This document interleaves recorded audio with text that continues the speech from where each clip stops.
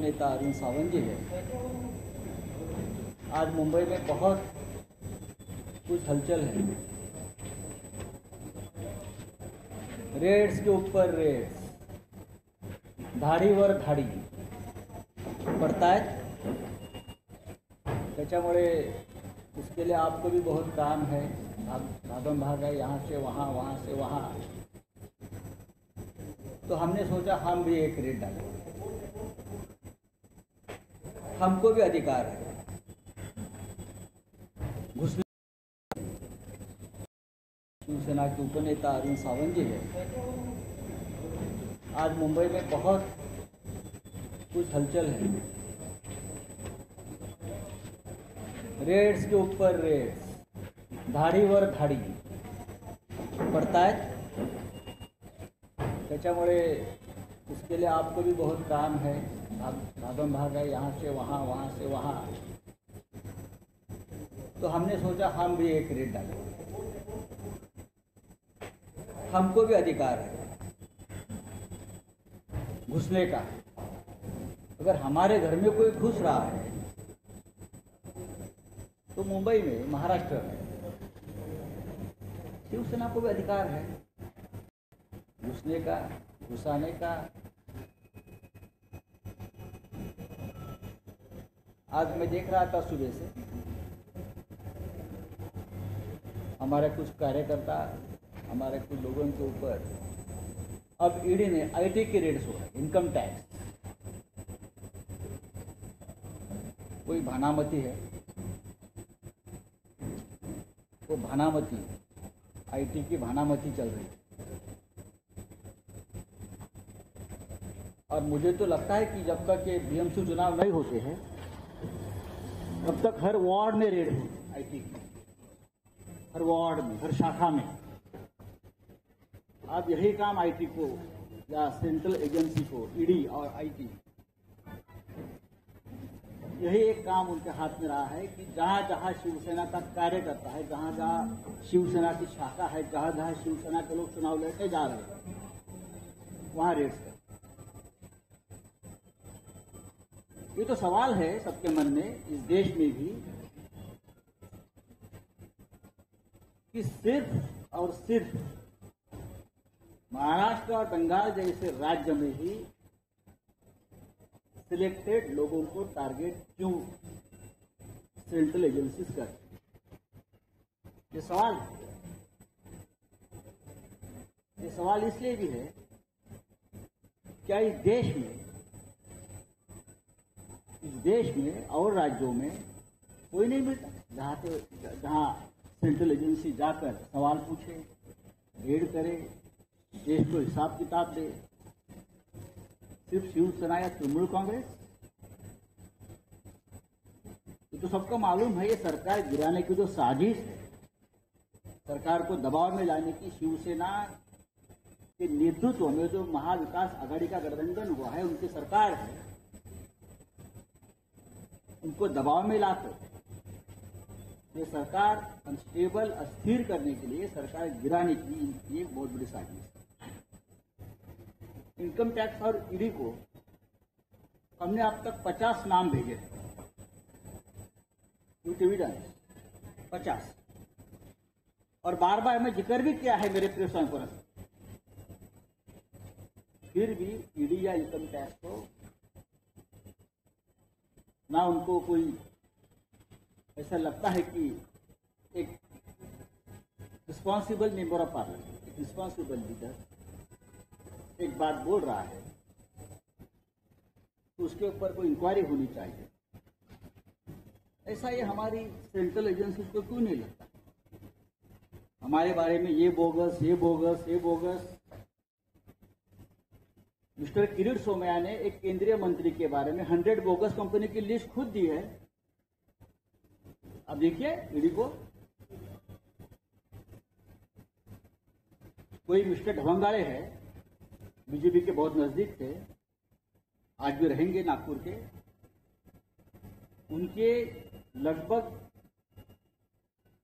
75 company की list bogus मैंने खुद भेजी। क्या हो गया उसका? पूरे देश में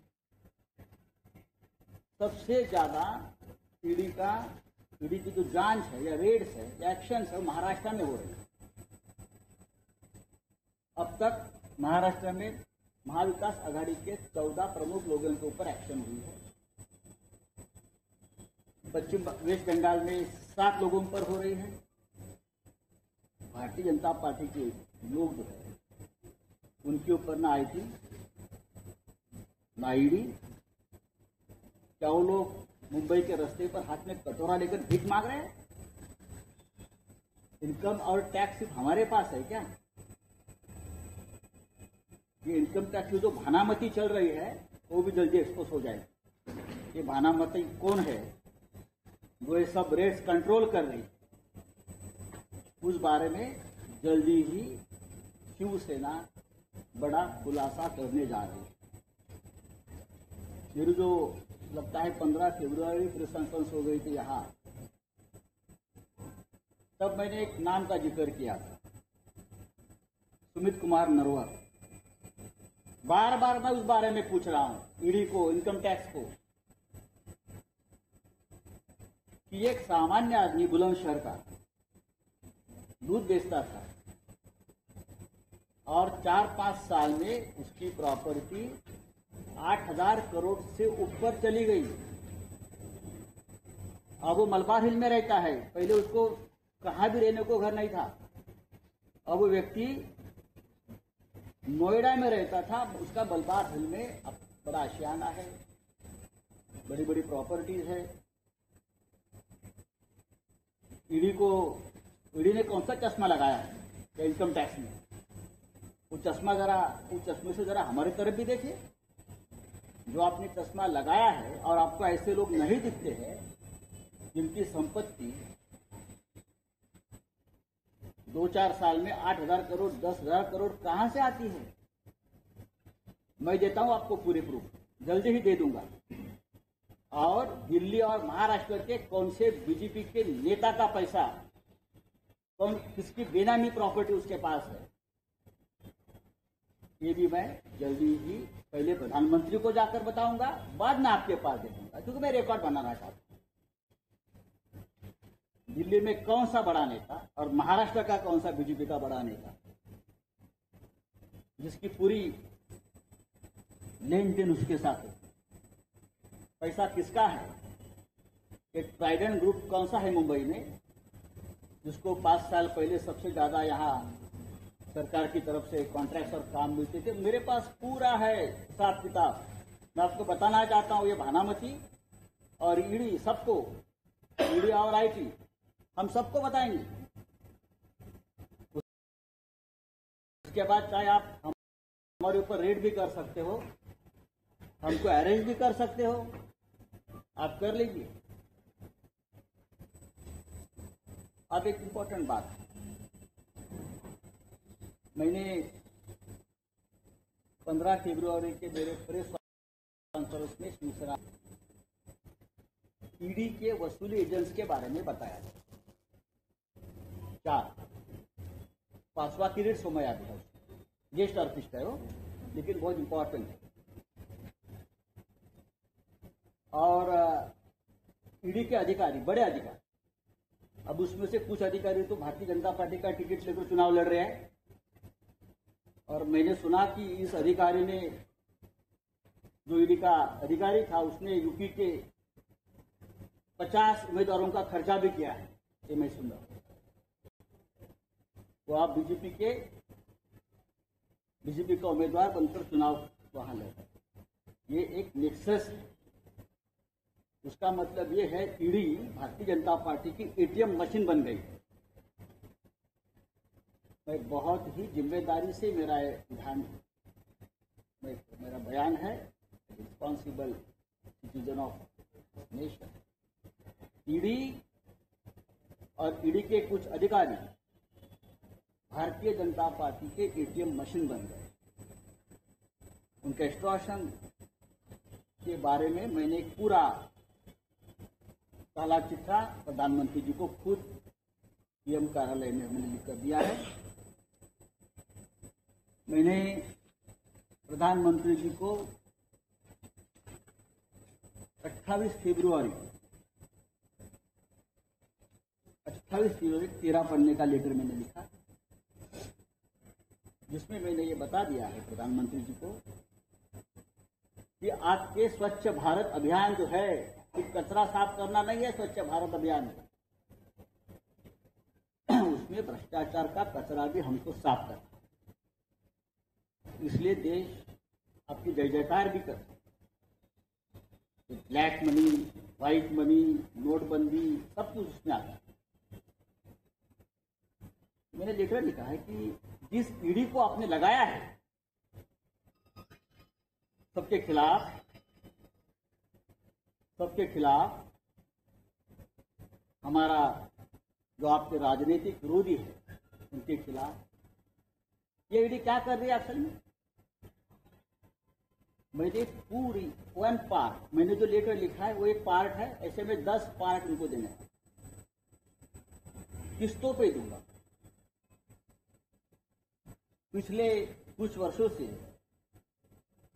ईडी के कुछ अफसर्स और एजेंट्स, उनका एक नेटवर्क बिल्डर्स, डेवलपर्स और कारपोरेट कंपनी को डराने का काम वो कर रहे हैं।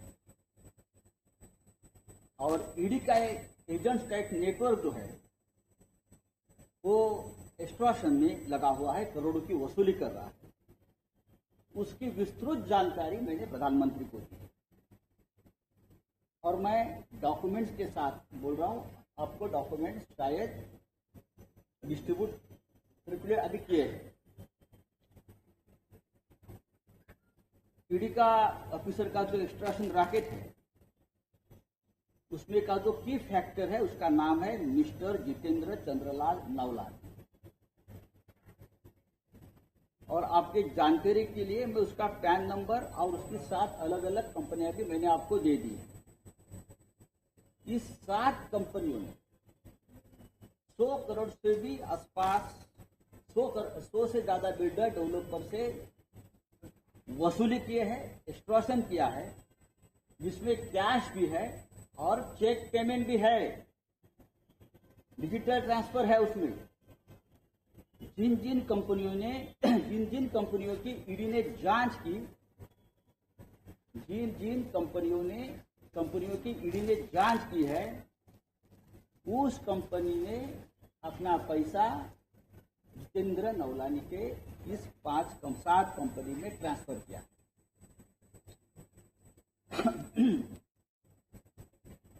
और यही ईडी जो है, ये जो नवलानी है, ये ईडी के सीनियर अफसर, डायरेक्टर्स, जॉइंट डायरेक्टर्स, उनके लिए काम करता है।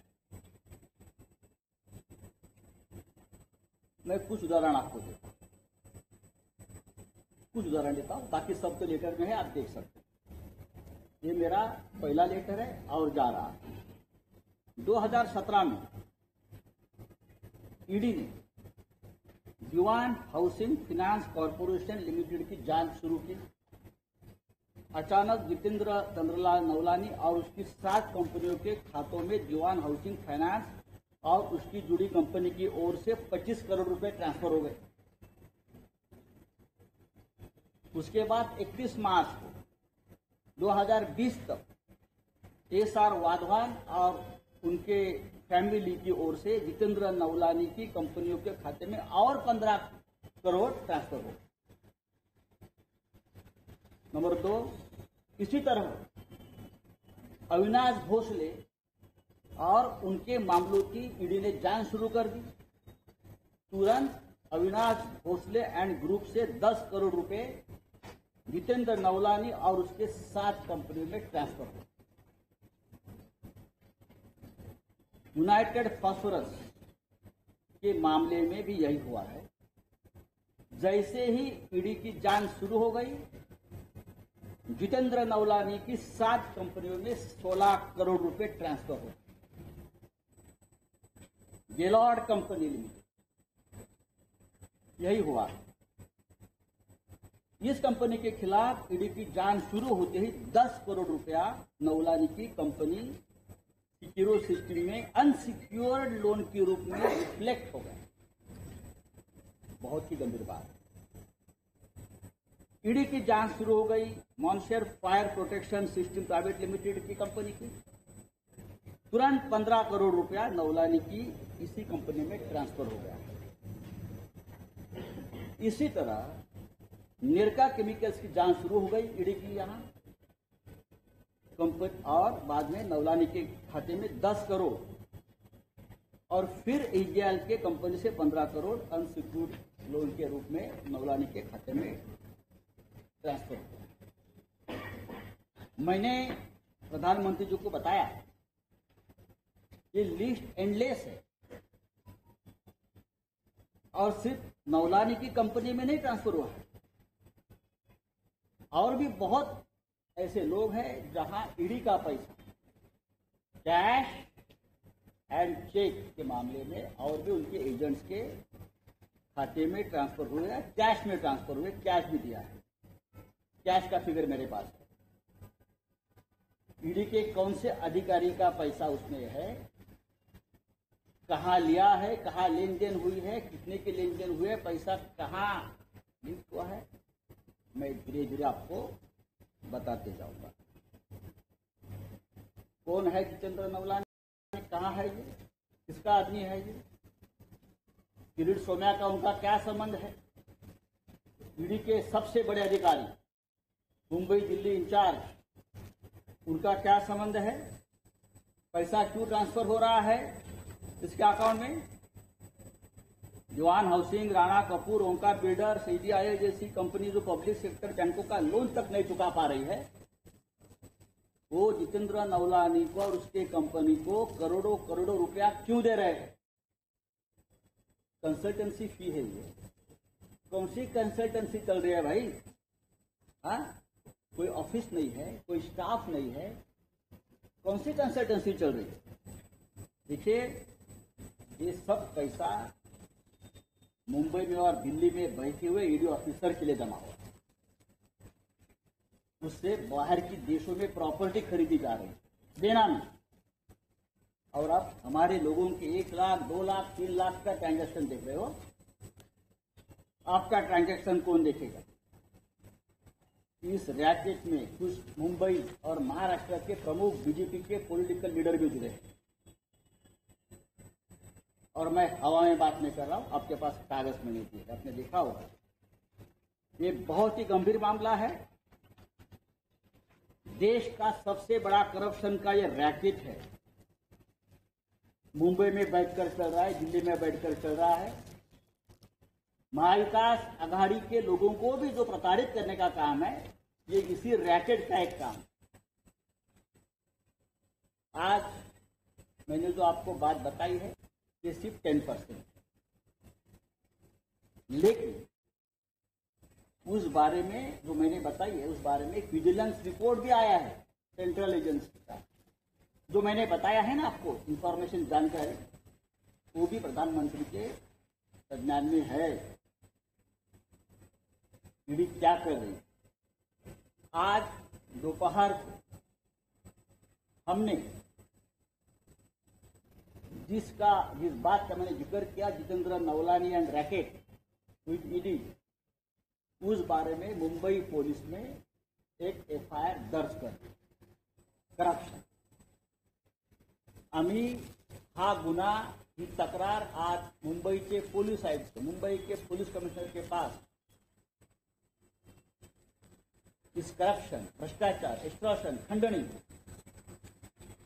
हमने 4 ईडी अफसर्स के खिलाफ जितेंद्र नवलानी की पूरी जानकारी के साथ हमने दिया है। आप देख सकते हो, आपको उसका भी सर्कुलेशन हो जाएगा।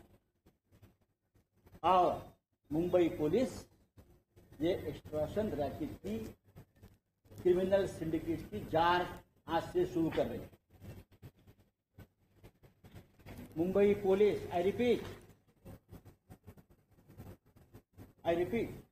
मुंबई पुलिस सक्षम है इस क्रिमिनल सिंडिकेट, इस नेक्सस, एक्सटॉर्शन, खंडनी हमारे भाषा में, मुंबई पुलिस उसकी जांच आज से शुरू कर रही है। मार्क माय वर्ड्स, ईडी के कुछ अफसर जेल में जा सकते हैं। ये चोरी, ये लफंगेगिरी, ये डकैती, ये ट्रस्ट मुंबई में जो चल रहा है, करोड़ों करोड़ों रुपया कहां जा रहा है? क्या पीएम केयर फंड में जा रहा है? क्या नहीं, आपके घर में जा रहा है, विदेश में जा रहा है, विदेश में जा रहा है। और ये भी रैकेट में दे दूंगा आपको, उसमें कौन शामिल है और बीजेपी के कौन से नेता शामिल है उसमें। ये वसूली एजेंट में बीजेपी के भी नेता शामिल है, पूरा उसमें आपको जानकारी देती है। आज हमने उस बारे में ऑफिशियल कंप्लेंट लॉन्च की, आप देख सकते हैं। और ये हवा की बात नहीं है, कागज है। कुछ लोग कागज मांगते हैं ना, कागज के ऊपर बहुत विश्वास है। हमने हजारों पन्ने कागज दिए ईडी में, लेकिन कोई अब तक उस कागज पर कार्रवाई नहीं हुई है। तो अब हमारी जो एजेंसी है उसके पास कागज गए महाराष्ट्र, और महाराष्ट्र मुंबई की पुलिस पूरे विश्व में बेस्ट पुलिस है। दूसरी बात है, ये किरीट सोमैया जी है, महान महात्मा, सबके भ्रष्टाचार के मामले निकालते हैं, कागज फड़फड़ाते हैं। करने दो, उनकी हॉबी है, तो कुछ नहीं। मैंने उनके बारे में भी एक सवाल पूछा था कि आप बार बार पीएमसी बैंक घोटाला, राकेश वाधवान, एचडीआईएल, पत्राचार के भ्रष्टाचार के मामले में बोलते हो, अच्छी बात है, कोई भी हो भ्रष्टाचार के बारे में बात करनी चाहिए।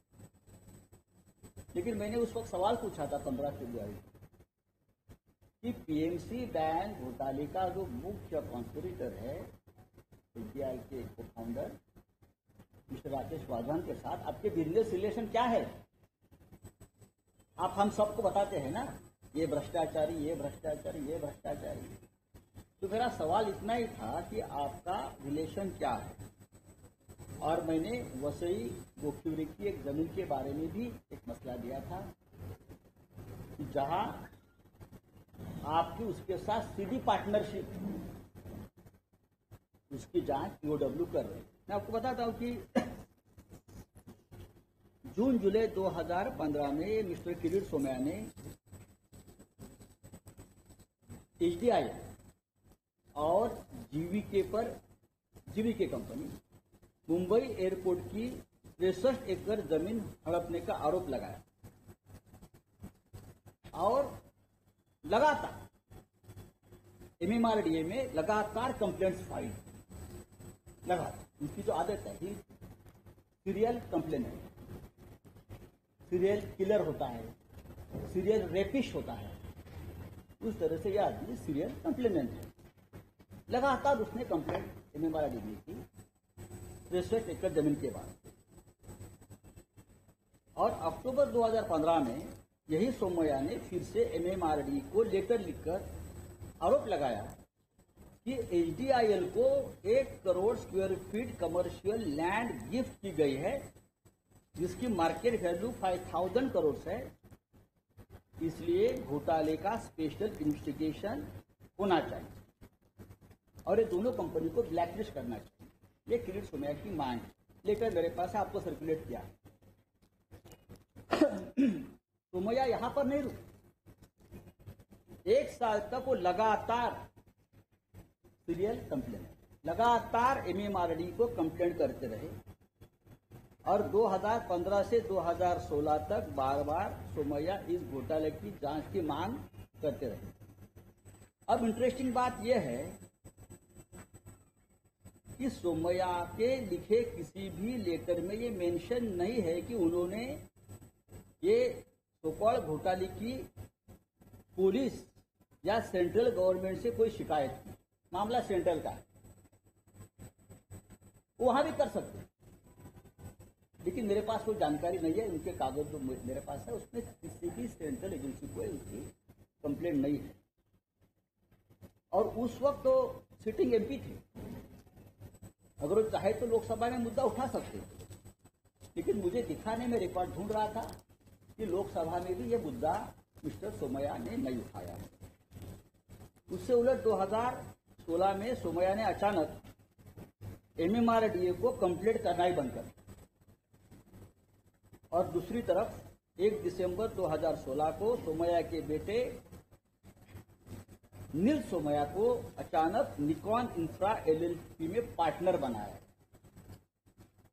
कंप्लेंट बंद, नील किरीट सोमैया निकॉन इंफ्रा का पार्टनर बन गया। 27 जुलाई को निकॉन इंफ्रा ने वसई में जमीन के 5,168 स्क्वायर मीटर FSI के डेवलपमेंट के राइट लिए। कहा किससे लिया है ये? HDL के फाउंडर चेयरमैन और PMC बैंक घोटाले के आरोपी राकेश वाधवान से। उनका जो फ्रंट मैन है लधानी, जिसके साथ अब मिस्टर सोमैया के पुत्र पार्टनर बन गए। तब तक को PMC बैंक घोटाले का आरोपी था। बाद में वसई में ही Sai rhythm realtors private limited के ओनरशिप की 14,420 स्क्वायर मीटर जमीन पर निकॉन इंफ्रा LLP की 2 बिल्डिंगें बनाने के डेवलपमेंट राइट्स भी मिल गए। वो भी जमीन ओरिजिनली राकेश वाधवान की है, उसके भी राइट और एग्रीमेंट ये कंपनी से हो गए, जिसमें mister Neel Kirit Somaiya one of the partner. अगर साई रिदम की इस जमीन का मालिकाना हक राकेश कुमार वाधवान का था और पैसा किसी और कंपनी को ट्रांसफर किया गया है, ऐसा क्यों किया? एक रैकेट है और उसमें मैं पहले से बोल रहा हूं, राकेश वाधवान को PMC बैंक घोटाले में ब्लैकमेल करके जमीन दी और बाद में कंप्लेंट्स बंद है। पूरा यह व्यवहार सस्पिशियस ट्रांजैक्शन। जब सोमैया वाधवान के HDL को लेकर इतने गंभीर आरोप लगाते रहे हैं, तो ये सोमैया फैमिली वाधवान के साथ या वाधवान के जमीन के साथ इस प्रकार से सस्पिशियस व्यवहार, बिजनेस पार्टनरशिप कैसे कर सकते? हजारों करोड़ का बिजनेस है ये। अगर एक आदमी किसी व्यक्ति के ऊपर इस प्रकार से भ्रष्टाचार के आरोप लगाते, PMC बैंक लूटने का आरोप लगाते, उसी व्यक्ति के जमीन पर जो एक प्रोजेक्ट बन रहा है हजारों करोड़ का, उसमें नील किरीट सोमैया बिजनेस पार्टनर कैसा बन सकता है? इस सवाल का जवाब अब तक कोई नहीं दे पा रहा है और ना भारतीय जनता पार्टी का कोई नेता दे पा रहा है। मुझे लगता है इसकी भी जांच हो रही है। चाहे आपको एंटीसिपेटरी बेल नहीं मिला है वगैरह सब ठीक है, आप बोल रहे हैं मेरे पास क्या कोई कंप्लेंट ही फाइल नहीं हुई, इसका मतलब कल नहीं होगी। पुलिस कंप्लेंट आज नहीं कर रही है, लेकिन जो जांच चल रही है और जांच जिस दिशा में जा रही है, जो एविडेंस सामने आ रही है, मार्क माय वर्ड, बाप बेटे जेल में जाएंगे। आप कितने भी कागज फड़फड़ाएं। ये नील किरीट सोमैया के जो पार्टनर है देवेंद्र लढ़ाने की कंपनी साई रिदम रियल्टर्स, उस फाइनेंशियल ईयर 2013-2014 की अगर उसकी बैलेंस शीट आप देखें, लैंड परचेज के कॉलम में मैंने कागज दिए हैं। राकेश वाधवान का सीधा रेफरेंस है और राकेश वाधवान से अकाउंट से इस कंपनी में लगभग 5 करोड़ रुपए आए। 2 एंट्रीज है, एक 3 करोड़ 8,56,000 की एंट्री है और दूसरे पूरे कागज, पूरे बैलेंस शीट, पूरे बैंक अकाउंट्स के कागज हमने आपको दिए। आप चाहे कितने भी फटफड़ाए, आपको ये कागज के बारे में बताना। आप झूठ मूठ बताइए, लेकिन बताइए। और भी कागज आ रहे हैं। मैं आपका ज्यादा समय नहीं ले रहा चाहता कि आपको शिवसेना भवन में बार बार आना है इस प्रकार की प्रेस कॉन्फ्रेंस को। आज मैंने इस देश का सबसे बड़ा ईडी का घोटाला आपके सामने हुआ है। एक छोटा सा पन्ना है जो हमारे पास जानकारी है, और भी आ रहे हैं। और अगले मेरे प्रेस कॉन्फ्रेंस में मैं अधिकारियों के नाम लेकर बताने वाला हूं, किसको क्या मिला है, किसने किससे एक्सट्रॉशन किया है, और जो पॉलिटिकल सिंडिकेट कर रहा है ना हमारे खिलाफ, उसका सूत्रधार कौन है, सब कुछ बताऊंगा। मैं इतना ही कहूंगा, आप चाहे हमारे खिलाफ जितनी भी ताकत लगाए, चाहे शिवसेना हो, चाहे महाविकास आघाड़ी की सरकार हो, आप कितनी भी साजिश रचिए, कितनी भी ताकत लगाइए, कितनी भी बदनाम करिए, लेकिन ये सरकार और हम सब मुख्यमंत्री से लेकर नीचे का कार्यकर्ता, आप हमारा बाल नहीं पका सकते। ये सरकार रहेगी, महाविकास आघाड़ी रहेगी, और चाहे मुंबई महानगर पालिका को सामने रखकर अगर आप हमारे लोगों के ऊपर एक्शन ले रहे हो, झूठे एक्शन, तो ये आपके ऊपर बुमरांग होने वाला। मुंबई महानगर पालिका में आपके लोग क्या कर रहे हैं, उसके दिन किसको कितना हिस्सा मिला है, आपके लोगों को आपने कैसे एक्सट्रॉशन किया है मुंबई महानगर पालिका से, ये भी हम भानामती जो है ना, IT भानामती डिपार्टमेंट को हम भेज रहे हैं। हम देखेंगे आप उनके ऊपर कैसे रेस करते हैं। लेकिन आज की ताजा खबर यही है कि कंप्लेनेंट अरविंद जगन्नाथ भोसले, उसने मेरे कागज के ऊपर जो मैंने आपको दिए मुंबई पुलिस के पास कंप्लेंट फाइल किया है, और उसकी जांच हो रही है, और जांच एक अंजाम तक पहुंचेगी। और मैंने कुछ दिन पहले कहा था, ईडी के 3 अधिकारी यह इंतजार है। धन्यवाद, जय हिंद।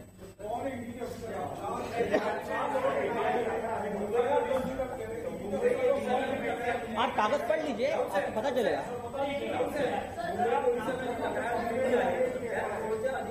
बघा, हा तपासाचा भाग असतो, लक्षात घ्या। This is the matter of investigation. ये इन्वेस्टिगेशन है। मुंबई पुलिस उसकी पूरी नीचे तक जाकर जांच करे। मुंबई पुलिस को भी किसी को भी समन कर बुलाने का पूरा अधिकार है। ऐसे मामले में अगर आपको अधिकार है हमको उठा, हमें भी अधिकार, अगर आपको अधिकार है सेंट्रल एजेंसी को, समझ लीजिए वो अधिकार स्टेट सरकार को भी होता है, और वो अधिकार क्या होता है वो भी आपको पता चलेगा। पहला सवाल ये, तो आपने जो डॉक्यूमेंट दिए उसमें 1:52 का वक्त जो अरविंद जी के नाम से है, तो क्लैरिटी दिए। नहीं, मैं क्लॅरिटी वगैरे नहीं, मैं कागद दिया। आपका हर सवाल का जवाब मैं नहीं दे दूंगा। ज्यांची नावं आपण त्याच्यात उल्लेख केलेला आहे, फक्त नावं आहेत आणि 58 कोटी रुपयाचं ट्रान्झॅक्शन आपण दाखवलं, ते चेक्स आहे। तर त्या लोकांची तक्रारही नोंद करणार आहात, त्या मी लोकांनी बघा, तुम्हाला कळलं पाहिजे की आता हा विषय गेलेला आहे मुंबई पोलिसांकडे। हे प्रश्न मुंबई पोलिसांची हे उत्तर देऊ शकतील, तक्रारदार नाही, आम्ही नाही। तपास कोणत्या दिशेनं जाईल, तपासासाठी कोणाला बोलवलं जाईल, हे मुंबई पोलीस ठरवतील। आम्ही क्या भारतीय जनता पक्षाचे लोक आहोत का? आता ह्याला बोलवणार, आता त्याला बोलवणार, अब उसको उठाएंगे, अब उसको सुलाएंगे, ये हमारा काम नहीं है, ये हमारा काम नहीं है। We are law makers. हम हमारा जो ठाकरे सरकार है कानून से काम करती है, तो कानून से ही काम होगा। जिसको बजाना है वो कानून से बजेगा।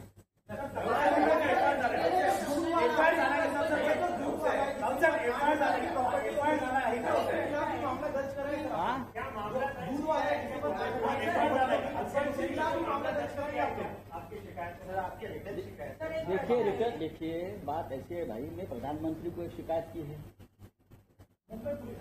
आप मुंबई पुलिस के पास आज दोपहर को ऑफिसर हमारी कंप्लेंट हो गई है। अब मेरी जानकारी है कि जांच की शुरुआत हो रही है। Thank you very much. चलिए नेते जे आता